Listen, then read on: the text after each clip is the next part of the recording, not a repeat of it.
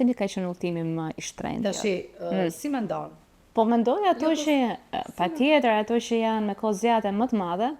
S'ka të bëjë nga një. Unë them që largësia është në raport të drejtë me pagesën që bën. Dhe për aq kohë sa Antarktida është kontinenti le të themi më i largët, sepse ka shumë ndalesa. Sa ndalesa? Atë do thosha, kërkoje tani të shkosh në Antarktidë, kërkoje, dhe do shiko se sa do ndalosh dhe ku do ndalosh. Do me thënë, do ndalosh në Argjentinë, të paktën kështu Brown nuk po e marr Evropën e nisës se nga Tirana nuk je në Argjentinë sigurisht. Do shkosh Frankfurt, Argjentinë për shemb. Do shkosh në Argjentinë, në Buenos Aires, pastaj do shkosh në Santiago de Chile, se kemi dhe Santiago de Compostela. Do shkosh në Santiago de Chile. Pastaj do marrësh avionin përsëri dhe do shkosh në Punta Arena në fund. Dhe pastaj do marrësh avionin përsëri dhe do shkosh në Antarktidë. Dhe aty në Antarktidë nuk është se Antarktida është i vend që ndalove, ka hotel, ka dyqane, bëjnë çik shopping, marr një suvenir, aty s'ka asnjë gjë. Absolutisht asnjë gjë.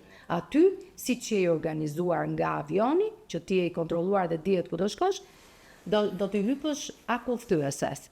Dhe në ato akullthyesës në akullthyesë do akomodohesh 2 javë dhe pastaj 2 javë.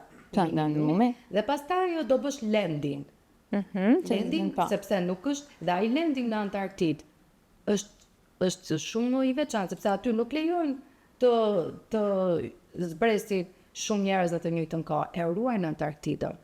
Lajnë këmbët përpara se të zbresësh nga akullthyesja, që ti jesh sa më pastër dhe sterilizuar deri diku. Po, futesh në ato barkat e gomës, shkon bën landing.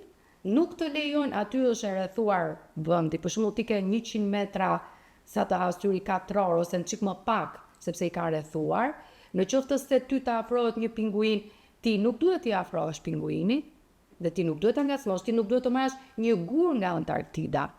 Ky podcast është prodhim i Onovos.